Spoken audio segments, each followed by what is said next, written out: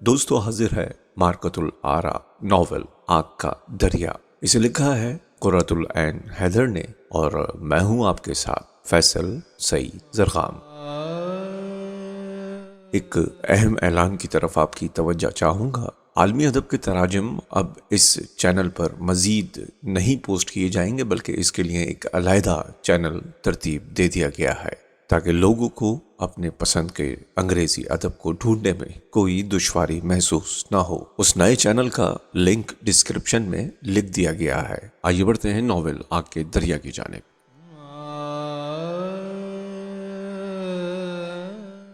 मैं देवताओं के मुतालिक ज्यादा नहीं जानता, लेकिन मैं समझता हूँ कि दरिया एक ताकतवर और मटियाला देवता है, तुंद मिजाज, गुस्सैला, अपने मौसमों और अपने गैज़ो गज़ब का मालिक, तबाहकुन। वो उन चीज़ों की याद दिलाता रहता है जिन्हें इंसान भूल जाना चाहते हैं। वो मुंतज़िर है और देखता है और मुंतज़िर है। दरिया हमारे अंदर है, समंदर ने हमें घेर रखा है। खात्मा कहाँ है? बेआवाज़ चीखों का, खिज़ा में खामोशी से मुरझाते फूलों का जो चुपचाप अपनी पंखड़ियां गिराते हैं। जहाज के बहते हुए शिकस्ता टुकड़ों का खात्मा कहाँ है? खात्मा कहीं नहीं है, सिर्फ इजाफा है। मजीद दिनों और घंटों का घिसटता हुआ तसलसल। हमने कर्ब के लम्हों को ढूंढ निकाला। सवाल ये नहीं कि ये कर्ब गलत फहमी का नतीजा था, ये गलत चीजों की तमन्ना का या गलत चीजों के खौफ का। ये लम्हे मुस्तकिल हैं जिस तरह वक्त मुस्तकिल है। हम इस बात को बनिस्बत अपने कर्ब के दूसरे के कर्ब में बेहतर तौर पर समझ सकते हैं, क्योंकि हमारा अपना माजी कर्म की धाराओं में छुपा है। लेकिन दूसरों की अजियत एक गैर मशरूत तजर्बा है जो कभी फरसूदा नहीं होता। लोग बदल जाते हैं, मुस्कुराते भी हैं, मगर कर्ब मौजूद रहता है। लाशों और खसो खाशाक को अपनी मौजों में बहाते हुए दरिया की मानिंद वक्त जो तबाहकुन है कायम भी रहता है। मैं अक्सर सोचता हूँ कि कृष्ण का यही मतलब था कि मुस्तकबिल एक मध्यम गीत है और उनके वास्ते जो अभी पछताने के लिए पैदा नहीं हुए। पछतावे का गुले सुर्ख जो एक ऐसी किताब के पीले औराक में रखा है जो कभी खोली नहीं गई। आगे बढ़ो मुसाफिरों, माजी से भागकर तुम मुख्तलिफ नौ जिंदगियों या किसी किस्म के मुस्तकबिल की तरफ रवां नहीं हो। आगे बढ़ो, तुम जो समझते हो कि सफर में हो, तुम वो नहीं जिन्होंने बंदरगाह को पीछे हटते देखा या जो दूसरे साहिल पर उतरोगे। इस लम्हे के दोनों किनारों के दरमियान वक्त मुअत्तल है। मुस्तकबिल और माजी पर यकसां ध्यान करो। ये लम्हा करम या नह करम का नहीं। जानो कि मौत के समय इंसान का दिमाग वजूद के जिस नुक्ते पर भी मरकूज हो और मौत का समय हर लहजा है, वो महज एक करम है जो दूसरों की जिंदगियों में बारावर होगा। करम के फल का ख्याल ना करो। और मुसाफिरों और मल्लाहो, तुम जो घाट पर उतरोगे और तुम जिनके जिस्म समंदर के फैसले सहेंगे, ये जो कुछ भी तुम पर बीतेगी, ये तुम्हारी मंजिल है। कृष्ण ने अर्जुन से मैदान जंग में कहा था, अलविदा नहीं बल्कि आगे बढ़ो मुसाफिरों। नज्म टी.एस. इलियट। पहला बाब।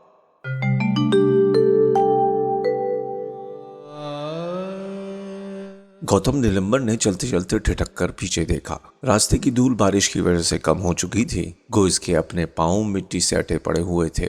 बरसात की वजह से घास और दरख्त जमर्रुद के रंग के दिखलाई पड़ रहे थे। असूक के नारंगी और सुर्ख फूल गहरी हरियाली में तेजी से झिलमिला रहे थे और हीरे की ऐसी जगमगाती पानी की लड़ियां घास पर टूट टूट कर बिखर गई थीं। नदी के पार पहुंचते पहुंचते बहुत रात हो जाएगी। गौतम को ख्याल आया। घाट पर गश्तियां खड़ी थीं और बरगद के नीचे किसी मन चले मल्लाह ने जोर जोर से सावन अलापना शुरू कर दिया था। आम के झुरमुट में एक अकेला मोर पर फैलाए खड़ा था। शरावस्ती यहाँ से पूरे 25 कोस था और गौतम नीलंबर को नदी तैर कर पार करना थी। घाट पर 3 लड़कियां एक तरफ बैठी बातें कर रही थीं। उनके हंसने की आवाज यहाँ तक आ रही थी। लड़कियां कितनी बातूनी होती हैं, गौतम ने सोचा।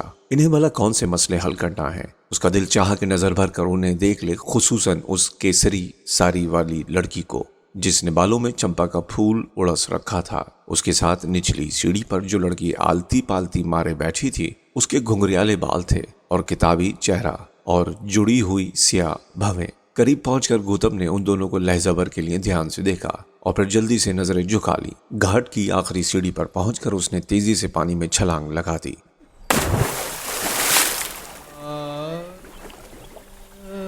दूसरे किनारे की तरफ तैरने में मसरूफ हो गया।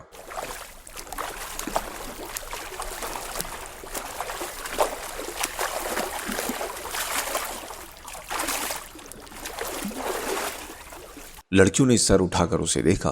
कोई विद्यार्थी जान पड़ता है। उनमें से एक ने कहा। मल्लाह अपनी अपनी डोंगियों में सवार बैठे दूसरे मुसाफिरों का इंतजार करते रहे। कश्तियां जो बरगद के साए में बंधी थीं, उनमें चूल्हे रोशन किए जा चुके थे और रात का खाना बनना शुरू हो चुका था।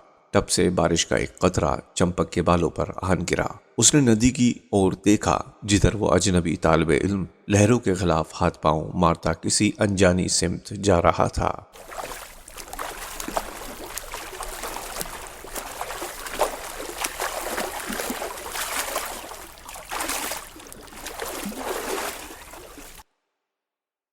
बड़ी कठिन जिंदगी इन बेचारों की होती होगी। निर्मला को अपने भाई का ख्याल आया, जो इसी तरह की अनगिनत नदियां, चटियल मैदान और दुश्वार गुजार पहाड़ियां उबूर करके बहुत दूर तक्षशिला गया हुआ था और अब तक नहीं लौटा था। जब ये लोग इतना पड़ जाते हैं तो क्या होता है? तीसरी लड़की ने बेध्यानी से पूछा। उस लड़की का नाम सरोजिनी था।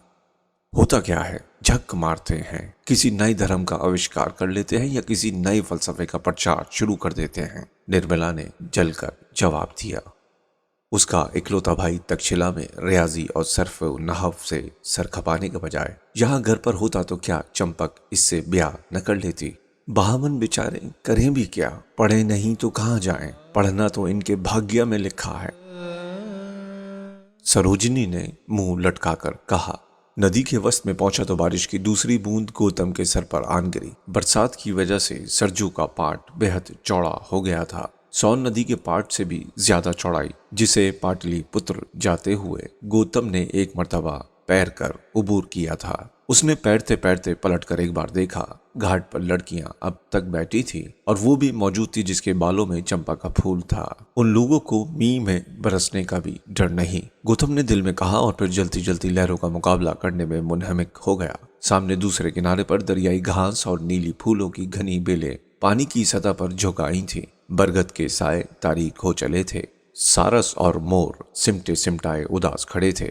4-5 आदमी अंगूछे कंधे पर डाले जल्दी जल्दी गांव की ओर कदम बढ़ा रहे थे।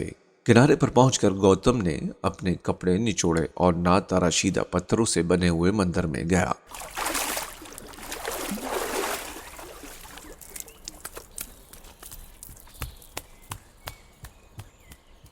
जिसके कोने में वो अपनी ज़ादेरा चंडी देवी को सौंपकर अयोध्या गया था।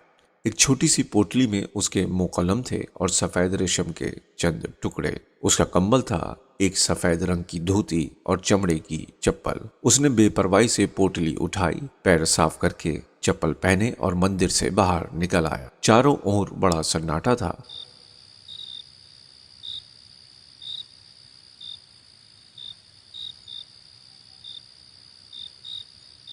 और मंदिर के आंगन में तन्हा उसे बड़ा डर लगता था। कैसी खौफनाक बात है। नी शक्ल ब्रह्मा जब शक्ल में जाहिर होता है तो उससे घबराहट क्यों होती है? क्या इंसान को दूसरे के वजूद पर एतमाद नहीं? गौतम नीलंबर ने खौफ के जज्बे का अक्सर तज्जिया करना चाहा था। जिंदगी का खौफ, मौत का खौफ, जिंदा रहने का खौफ। ऋग्वेद में लिखा था कि इब्तिदा में खुदी थी जो पुरुष की शक्ल में नमूदार हो गई। उसने चारों ओर देखा और सिवाय अपने उसे कोई और नजर न आया। उसने कहा, ये मैं हूँ। चुनाचे वो खुद को मैं समझने लगा। उसे डर लगता था, चूंकि वो तन्हा था, इसलिए जो अकेला होता है उसे डर लगता है। फिर उसने सोचा, मेरे सिवा कोई मौजूद नहीं तो फिर मुझे काहे का डर है। लिहाजा उसने खौफजदा होना छोड़ दिया, मगर उसे मसरत हासिल न थी, क्योंकि तन्हाई उदासी होती है और उदासी से डर लगता है।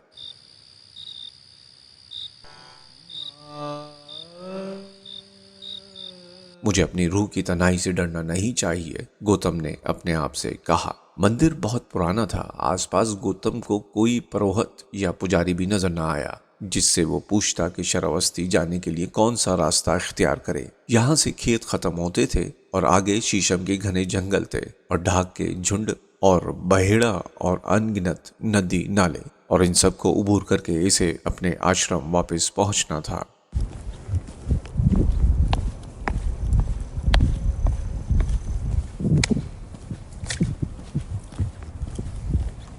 मंदिर की सीढ़ियां उतरकर वो गांव की सिमत बढ़ा।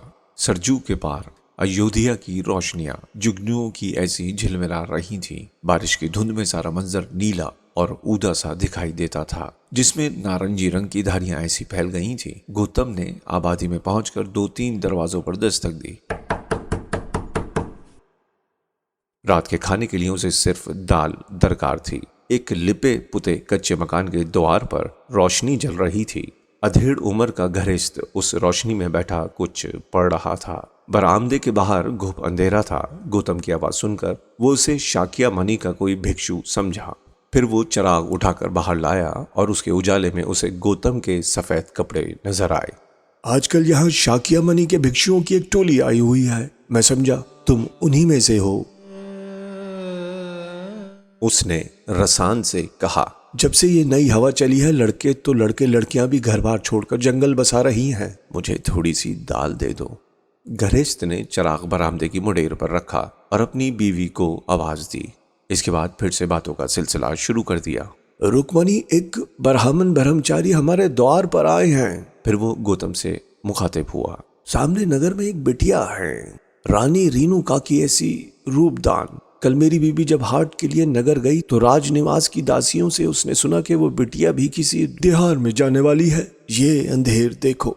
इतने में उसकी बीबी आटा दाल ले आई, जो गौतम ने अपनी चादर फैलाकर उससे ले लिया और उसे दुआ दी। गृहिणी ने झुककर उसे प्रणाम किया और अंदर चली गई। उसका मियाँ खुशदिली से हंसता रहा। अच्छी हवा चली है, मैं तो कहता हूँ माँ बाप अब अपनी लड़कियों की शादी ब्याह की फिक्र से भी निश्चिंत हो गए। उसने अपनी बात जारी रखी। अनाज की पोटली बांधने के बाद गौतम जरा की जरा बरामद के खंबे से टिका। ये गृहस्थ बड़ा खुश मिजाज मालूम होता था। गौतम का जी चाहा कि कुछ देर रुक कर उससे बातें करे, मगर इसका मतलब ये था कि वो ऐशो आसाइश की तरफ रागिब हो रहा है। चुनाचे उसने फौरन इस ख्याल को दिल से निकाल फेंका।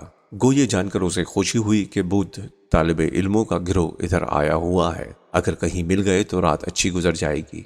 उसे बुद्ध तालिबे इल्मों और फलसफियों से बहस व मुबाहिसा करने में बहुत लुत्फ आता था।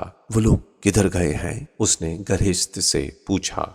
ये तो मुझे पता नहीं बाहमन, तुम अंदर क्यों नहीं आ जाते? आओ बैठो, तुम्हारी सेवा तो मेरा धर्म है।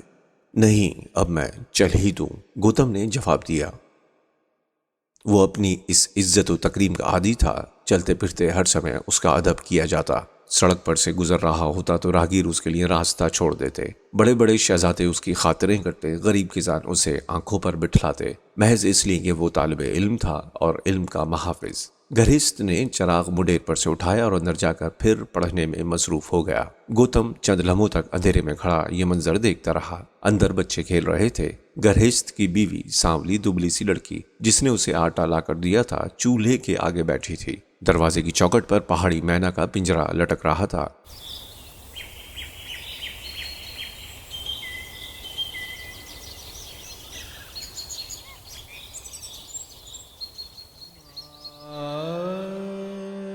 किस कदर पुरसुकून मंजर था, इससे भी उसे डर लगा। ग्रह अग्नि के मध्यम उजाले में जगमगाती हुई लड़की, जो उस मामूली साफ सुथरे कच्चे मकान की मालिकन थी, बरामदे पर झुके हुए केले के ठंडे पत्ते, परों में चोंच देकर सोती हुई मैना। ग्रह अग्नि यूं ही जलती रहती है और एक दिन चिता के शोलों में तब्दील हो जाती है, और चिता के अंगारों की आग से एक और घर के चूल्हे की बुनियाद पड़ती है। यही आग वन परस्त घर से लेकर निकलता है। ये सारे दौर हर इंसान पर गुजरते हैं, इस पर भी गुजरेंगे। मनाजिर के क्या मायने होते हैं वो कभी ना समझ पाया। शहरावस्ती में उसका 6 मंजिला मकान था, जिसके बरामदे के 24 खंभों पर रंगीन नक्शो निगार बने थे। इस सड़क पर उसका मकान सबसे ऊंचा था। इसका बाप बहुत दौलतमंद आदमी था और इसकी बहन का ब्याह हुकूमत के एक आला ओहदेदार से हुआ था। यह इसकी तालीम का आखिरी साल था। फारिगुल तहसील होने के बाद अब सारी दुनिया इसके कदमों में बिखरी पड़ी होगी। वक्त इसका अपना था। फराग दिली के साथ वो फलसफों को परखता और सोचता, मगर इसके साथ साथ ये क्या था कि चीजों से वो खौफजदा था। बारिश में भीगती लड़कियां जो उस पार घाट पर बैठी थी, बरगद का ये जंगल जिसमें नारंगी लिबास पहने भिक्षुओं की टोली कहीं घूम रही होगी, उस अधेड़ उम्र के बातूनी गृहस्थ की बीवी जिसका नाम रुकमनी था, ये सब चीजें क्यों थीं? आबादी से लौटकर वो मंदिर की तरफ वापस आया। आंगन में पहुंचकर उसने जमीन में छोटा सा गड्ढा खोदकर चूल्हा बनाया और मिट्टी की हांडी में चावल उबालने के लिए चढ़ा दिए। कच्ची पक्की दाल भात खाने के बाद वो मंदिर की दीवार से पीठ टिकाकर बैठ गया। सामने दरिया पर तारीकी गहरी हो चुकी थी। चांद बहुत मध्यम था और कहीं बादलों में छुपा था। हवा में ताजा फूलों की महक थी। सारा जंगल अंधियारे में साई साई कर रहा था।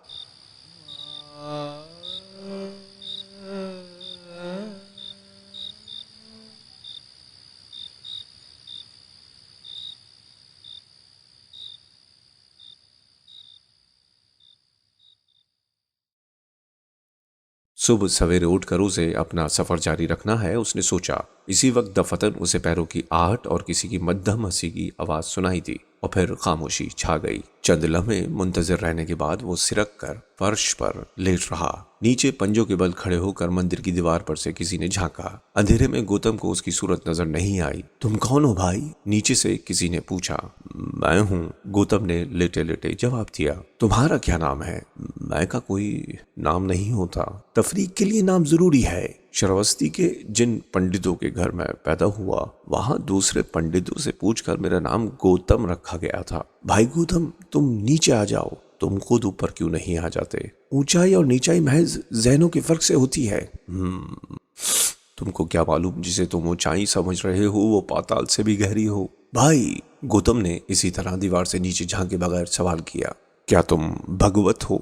नहीं, मगर तुम मंदिर से नीचे नहीं उतरोगे। नीचे सांप होंगे और कीड़े मकोड़े, और कीड़े मकोड़ों से दोस्ती करना मैंने अभी शुरू नहीं किया। इतना कहकर गौतम दिल में हंसा। मुमकिन है यह आवाज किसी जैन सन्यासी की हो।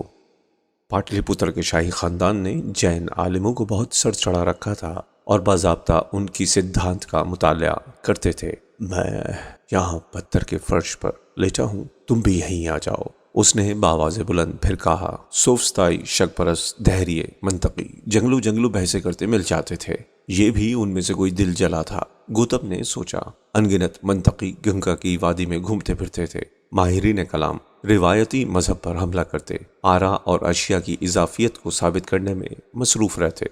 इनमें से बहुत से माबाद तबियाती नजरियात के हामिल थे। अक्सर मादा परस्त थे। जैन और बौद्ध फलसफी बैक वक्त बोगी भी थे और सोफस्ताई भी। इन्हीं घने जंगलों में बड़े बड़े शहजादे और बादशाह जटाए बढ़ाए साधुओं की जिंदगी गुजार रहे थे और पिछली सदी में कपलवस्ती के शहजादे ने भी जंगल का रास्ता इख्तियार करके मुल्क की इस रिवायत को निभाया था। उनकी आमद के वक्त 62 मदरसा हाय फिक्र अपनी मुख्तलिफ शाखों समेत पहले से मौजूद थे। ख्यालात की इस सल्तनत में उन्होंने भी, जो शाकिया बनी सिद्धार्थ कहलाए, फलसफे की एक और नौआबादी कायम कर दी थी।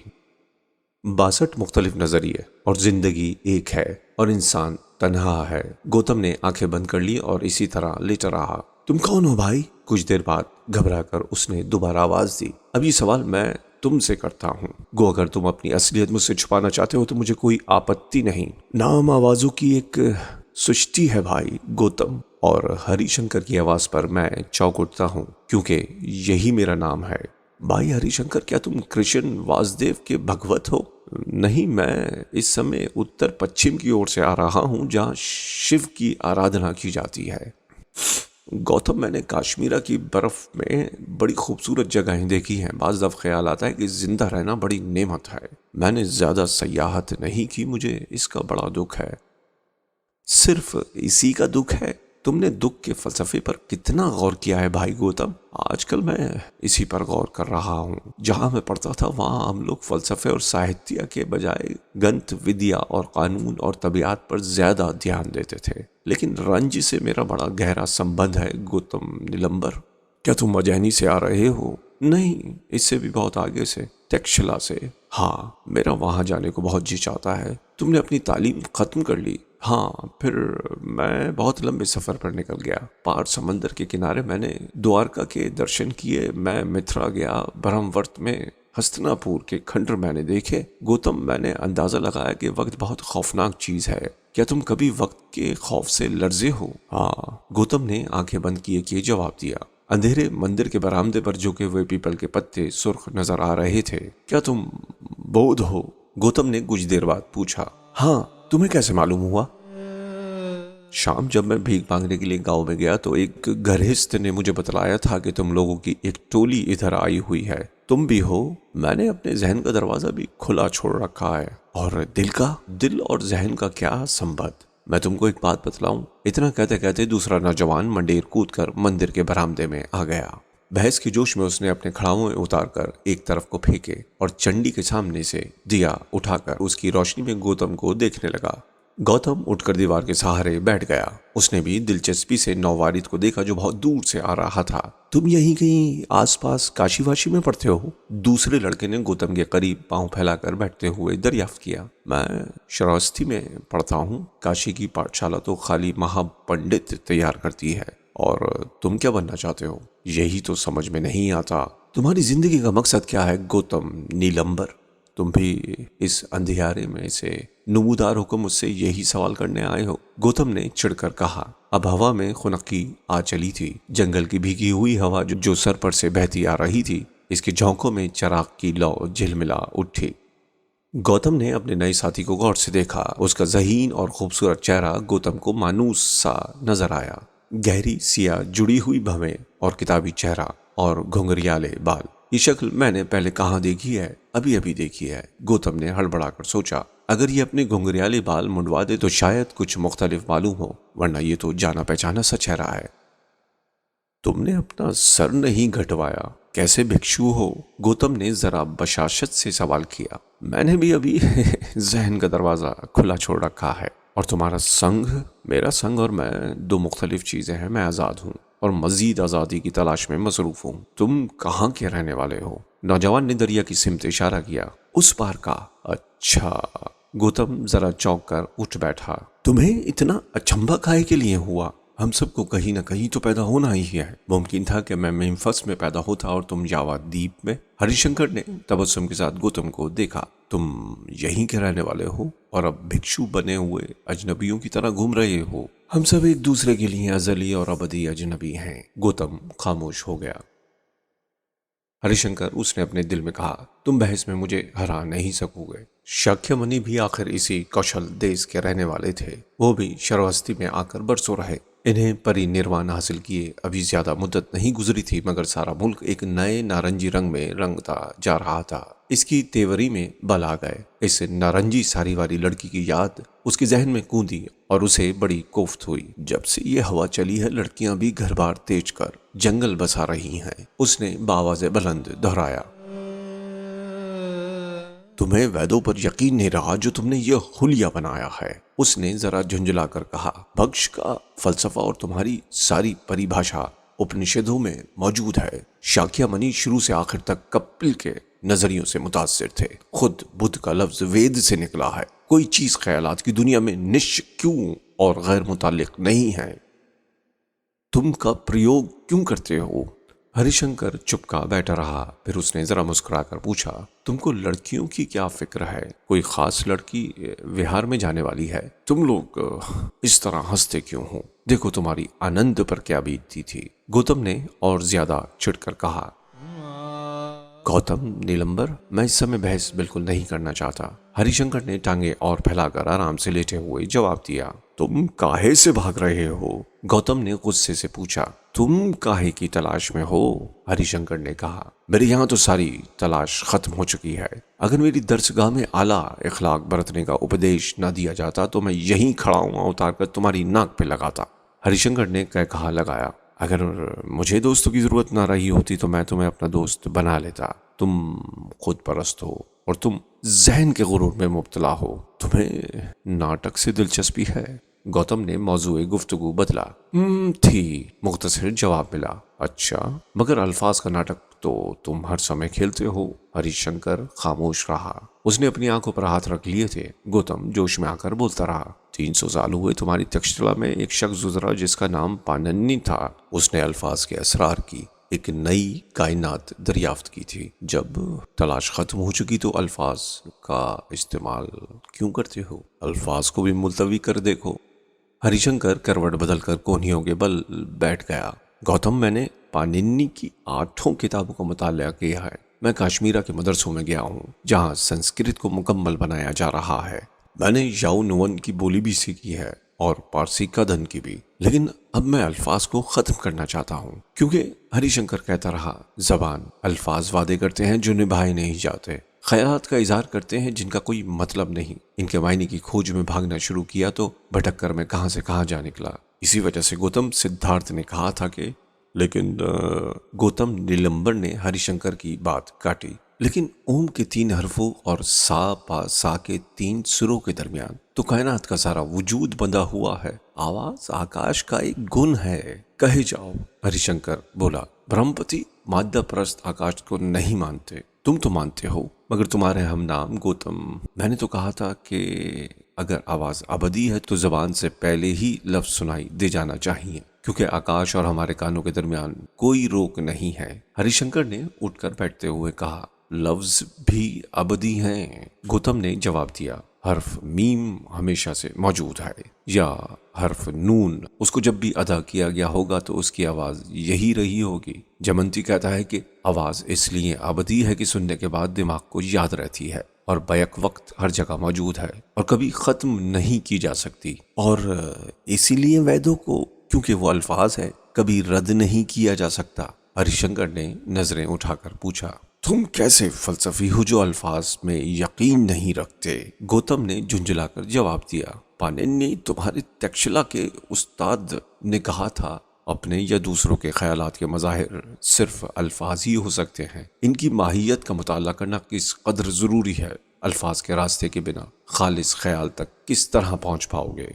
आवाज अल्फाज का प्राकृतिक गुण है और मादा अबदी है। वैद जबान की शक्ल में बरहमा है और मादा बरहमा है। वक्त को अब्दियत समझकर तुम लोगों ने बहुत गड़बड़ फैलाई है। हरिशंकर ने दोबारा फर्श पर लेटते हुए इजहारे ख्याल किया। माने असल चीज है, गौतम ने जवाब दिया। पाणिनि का कहना है कि सारे अल्फाज का माहासिल खालिस वजूद से है। सत्य, असलियत और मुख्तलिफ चीजों के लिए ब्रह्मा के अलग अलग नाम हैं। वो सामने से गुजरता हुआ भूरा सुअर, घाट पर बैठी हुई अयोध्या की लड़कियां, तुम हरिशंकर, ये सब महान आत्मा हैं। तुम ताज्जुब है अब तक वेदांत से आगे नहीं बढ़े। अंत के आगे और क्या हो सकता है, तुम ही बताओ। परमात्मा और जीवात्मा में अविद्या की वजह से दुई कायम है, लिहाजा लफ्ज और गैर लफ्ज दो बरहमा है और लफ्ज पर ध्यान करके गैर लफ्ज का इंकशाफ हो सकता है। वो गैर लफ्ज मैं खुद हूँ, हरिशंकर ने कहा। गौतम खामोश हो गया। इल्लियत का कानून बजाय खुद मुकम्मल है। कोई चीज किसी दूसरी चीज की मानिंद नहीं है। सिर्फ अपने लम्हाती वजूद के अलावा किसी शय का किसी शय से ताल्लुक नहीं, समझे? सब वक्ती है और मुसीबत है। सरदम दुखम दुखम, सरदम दुखम दुखम। हरिशंकर ने कहा, जिस्म और आत्मा दोनों फानी हैं। दोनों के इकट्ठा होने से भी कोई मुस्तकिल वजूद पैदा नहीं होता। आत्मा अबदी नहीं है। इंसान चिराग की तरह बुझ जाता है। महज वाक़यात और एहसासात का दौर तसलसल कायम रहता है। एक लड़की थी। सो रहे हो भाई गौतम? नहीं, कहे जाओ। एक लड़की थी, उसने भी मुझे अजनबियत का कायल करना चाहा था। वो भी सा पासा में जमान व मकान को मोहित कर लिया करती थी। दुनिया भर वो सुबह सुबह बहरों और मेघ भजाती थी। दोपहर को जब सारी दुनिया सोने के रंग में रंग जाती, तब मैं उससे दीपक और श्री राग सुनता। रात पड़े वो हिंडोल गाती। उस लड़की को संगीत का जुनून था। तुमने गीत और अल्फाज मुलतवी कर दिए, मगर सुर बाकी रहेंगे। सुर अटल हैं, गौतम बोला। कुछ देर बाद हरिशंकर ने फिर कहना शुरू किया। मैं जब उत्तर कौशल की सरहद पर पहुंचा तो वहां गिलम इस्तान के पहरेदार ने ललकार कर मुझसे पूछा, तुम कहाँ से आ रहे हो? मैं यहीं से गया था और यहीं लौट कर आया हूँ, मैंने जवाब दिया। और यही तुम सबका आशर होगा। इस चक्कर से बचने की कोशिश करो। तुम इसका मतलब समझे? पहरेदार ने अपने साथी से कहा। ये भी कोई फलसफी जान पड़ता है। और फिर वो दोनों कोड़ियां खेलने में मसरूफ हो गए। मगर मैं जब भी अयोध्या में दाखिल हुआ तो मुझे पता चला कि सुर अभी बाकी है। गौतम, जिंदगी का फैलाव बहुत जबरदस्त है। मुल्क, बस्तियां, नए नए लोग, भांत भांत की बोलियां। मैंने पाटलिपुत्र से लेकर पुष्करवती तक सारा रास्ता यही खड़ाऊं पहने पहने तय किया है। यहाँ थोड़े फासले पर गोमती के किनारे थी आबादी जिसे श्री लक्ष्मण ने बसाया था। संगम पर प्रयाग है, फिर कान्या कवच और हस्तिनापुर, तक्षशिला, इसके आगे सरहद का शहर पुष्करवती। उस लंबी शारा पर मैंने बहुत तवील सफर तय किए, मगर हिंडोल के सुर बराबर मेरा पीछा करते रहे। तब कई साल मैं तक्षशिला में रहा और मैंने इन्हें भुलाए रखा। यहाँ लौटकर फिर वो आवाजें मेरे कानों में आ रही हैं। तुम मुझसे लफ्ज और आवाज की अब्दियत की बात करते हो। मुझसे पूछो, मुझे मालूम है ये सब जगहों की सैर का असर है, असलियत कुछ नहीं। सर्वम दुखम दुखम। सुना है वो प्राचीन अयोध्या की रानी रेणुका की ऐसी खूबसूरत है। किसका जिक्र करते हो? हरिशंकर ने तेवरी पर बल डालकर पूछा। पता नहीं, गौतम ने जवाब दिया। फिर वो भी आंखें बंद करके फर्श पर लेट रहा। मुकद्दस सरजू, ऋग्वेद में बहने वाली नदी। मेरी माँ, जाने कब तक इसी तरह बहती रहेगी। सामने मेरा शहर है। हरिशंकर की खूबसूरत मध्यम आवाज उसके कानों में आती रही। खूबसूरत, शानदार अयोध्या कितने जमाने से इसी जगह पर यूं ही रातों को जगमगाता रहा। कितने जुग बीते जब मनु का बेटा इसका पहला बादशाह बना था और शिव भगत, भगीरथ और दिग्विजय, फातेह आलम, रामचंद्र, अयोध्या आज का ब्रह्मा का शहर जिसे कोई जीत नहीं सकता। तुमने कभी इस नगरी की रक्कासों और संगीतकारों को देखा है? यहाँ के नाचों में शामिल हुए हो? राजमहल में बसंत का त्योहार मनाया जाता है, यहीं पर चंपक रहती है और यहीं पर मेरे घर वाले और मेरी बहन मेरे मुंतजिर है। जिस तरह श्री कृष्ण को अपनी बहन शुभधारा प्यारी थी, वैसे ही मैं अपनी बहन को अजीज रखता था। मगर मैंने उसकी मोहब्बत को दूसरी मोहब्बतों और वफादारियों के साथ दिल से निकाल फेंका और फिर अवध लौट आया। राम ने 14 बरस की वनवास के बाद लौटने का वचन दिया था। मैं भी वापस आया हूँ, मगर सिद्धार्थ ने मुझे वादों के बंधन से भी आजाद कर दिया है। मेरी बहन रामचंद्र की बहन शांता की ऐसी खूबसूरत और मासूम, और लोग कहते थे कि इसी अयोध्या में जिस तरह 1500 साल कबल शांता और सीता की जोड़ी थी, ऐसी ही नरमिला और चंपक चांद और सूरज की मानिंद जगमगाती हैं। देखो, अल्फाज ने फिर मेरे साथ गद्दारी की है। उसने उदासी से बात खत्म कर दी। गौतम ने आंखें खोलकर उसे देखा। बाहर दरख्तों पर बारिश बरसना शुरू हो गई थी। बरसात का मौसम है। ये मौसम सारे भिक्षुओं विहारों में बसर करते हैं। गौतम को ख्याल आया। उसने करवट बदलकर हरिशंकर से पूछा, तुम श्रवण का जमाना कहाँ गुजारोगे? पता नहीं। तुम्हारे बाकी दोस्त कहाँ जा रहे हैं? मेरे हम सफर। तुम्हारा मतलब है हम सफर ही कह लो। ये भी मालूम नहीं। तक्षशिला तो ब्राह्मणों की दरगाह है, तुम वहां कहाँ पहुंच गए?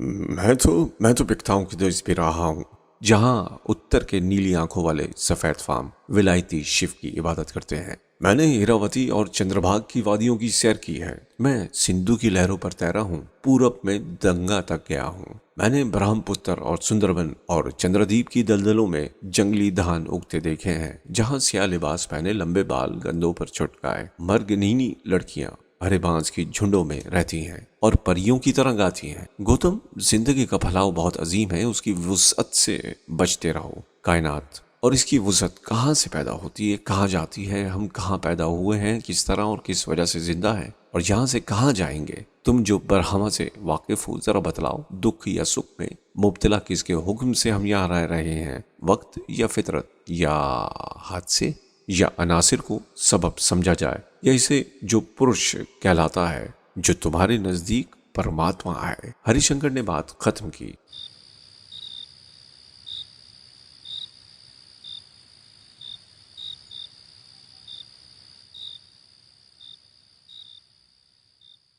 उपनिषदों में लिखा है कि कायनात आजादी में पैदा हुई है, आजादी में मौजूद रहती है और आजादी में सुम हो जाती है। वही अब्दियत, हरिशंकर ने रंजीदा आवाज में कहा। आजादी और अब्दियत खुद एक और कैद नहीं। बारिश में तेजी शुरू हो गई।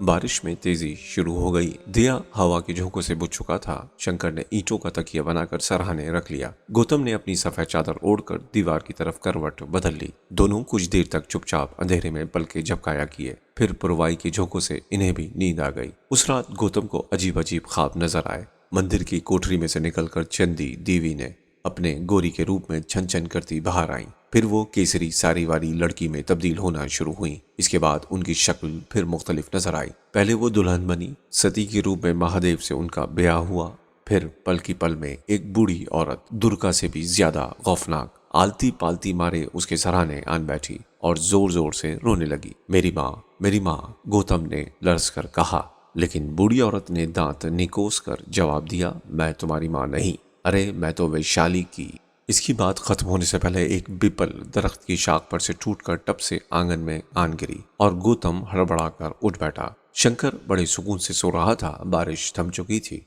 नदी के किनारे चंडाल किसी की लाश मरघट की सिमत लिए जा रहे थे और कश्तियों की रोशनियां अंधेरे में अगिया बुताल की तरह चमक रही थीं। उसने जल्दी जल्दी मंत्र पढ़ने शुरू कर दिए। बहुत देर बाद उसे नींद आई। मुंह अंधेरे जब शंकर की आंख खुली, उस वक्त गौतम चंडी पाठ में मसरूफ था। घाट पर ब्राह्मण खनकार रहे थे। आम का बाग चिड़ियों की चहकार से गूंज उठा था। गौतम इबादत के बाद बाहर निकला तो हरिशंकर उसे देखकर मुस्कुराया। दफतम गौतम ने उससे पूछा, वैशाली में कौन रहता था? मैं वैशाली की किसी महिला से वाकिफ नहीं, शंकर ने बड़ी संजीदगी से सर हिलाकर जवाब दिया। गौतम को उसकी बेतुकी हंसी पर बहुत गुस्सा आया। वो दोनों मंदिर की सीढ़ियां उतरकर जंगल के रास्ते पर आ गए। नदी के किनारे भिक्षुओं का गिरोह नहाने के लिए आया हुआ था। तुम अब श्रावस्ती वापस जाते हो? शंकर ने पूछा।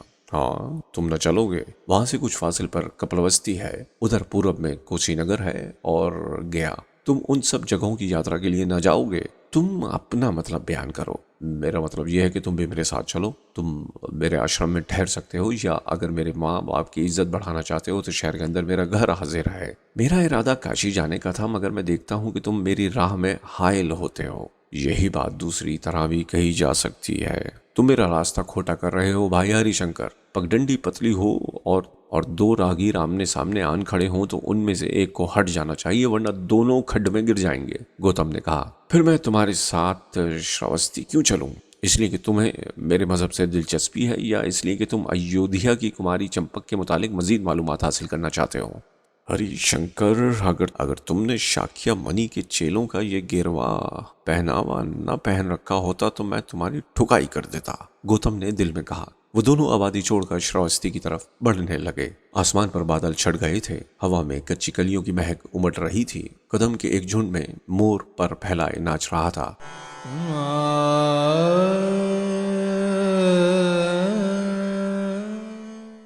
खेतों की मुंडेर पर धानी और कपासी साड़ियां पहने किसान औरतें इधर से उधर आ जा रही थी। अशोक के जंगलों में जगह जगह देवस्थान और देवग्रह बने थे। गौतम उन पर फल फूल चढ़ाता रास्ता तय करता रहा। शंकर खामोशी से उसके साथ साथ आ रहा था। शाम पड़े दोनों लड़के मोर पालने वालों के एक गांव की फसील के अंदर दाखिल हुए। अनगिनत मोर चारों ओर बागों में घूम रहे थे। छपरों के नीचे मोर के परों के पंखे और मोरछल तैयार किए जा रहे थे। चौपाल में गाना हो रहा था। गोविंद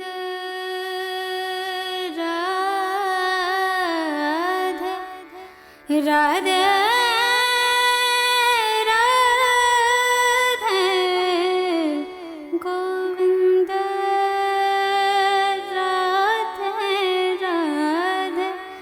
राधे राधे राधे गौतम और हरिशंकर कुएं के मन पर बैठ गए। पल की पल में सारे में खबर फैल गई। दो विद्यार्थी गांव में मेहमान आए हैं। उनकी आवभगत शुरू हुई। शंकर आंख बंद किए बैठा रहा। एक लड़की दो खूबसूरत पंखियां नजर करने के लिए लेकर आई। गौतम ने लड़की के हाथ से पंखियां ले ली और इसे उलट पलट कर देखने लगा। इसके परों पर उंगलियां फेरी। लड़की बड़े अदब से आशीर्वाद की मुंतजिर कुछ फासले पर खड़ी रही। ये पंखे कहाँ कहाँ किन किन दूर दराज के शहरों और मुल्कों को भेजे जाएंगे, कैसे कैसे लोग इनका इस्तेमाल करेंगे, वो सोच रहा था। ये पंखियां जो मैं छू रहा हूँ, यही अयोध्या के बाजार में जाकर बिकेगी और शायद वो लड़की ही इसे खरीद ले। फिर उसने दोनों पंखियां वापस कर दी। हमें ऐशो आराम का हुक्म नहीं, हमें ये तुम्हारे खूबसूरत पंखे नहीं चाहिए। मोर के परों को हम वन में देखकर खुश हो लेते हैं, उसने जल्दी जल्दी कहा। लड़की ने पंखियां उठा ली और प्रणाम के लिए झुकी, और शंकर चूंकि भिक्षु का नारंगी लिबास पहने था, उसने आगे बढ़कर शंकर के पांव छुए।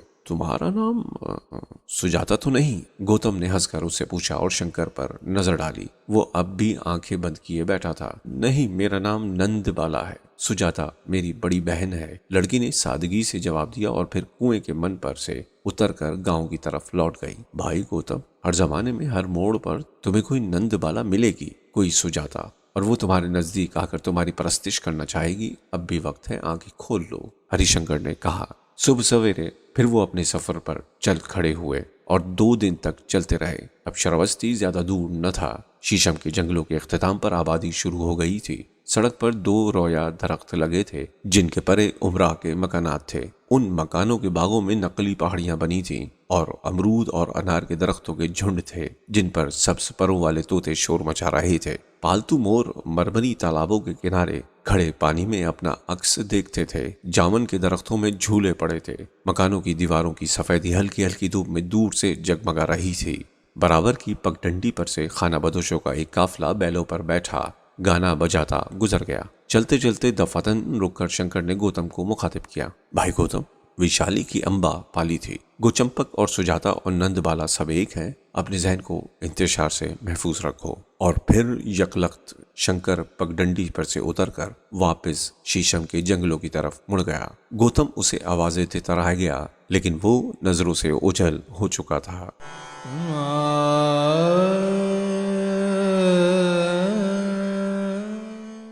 दोस्तों, आप सुन रहे थे नॉवेल आग का दरिया। मैं था आपके साथ फैसल सईद सरगाम।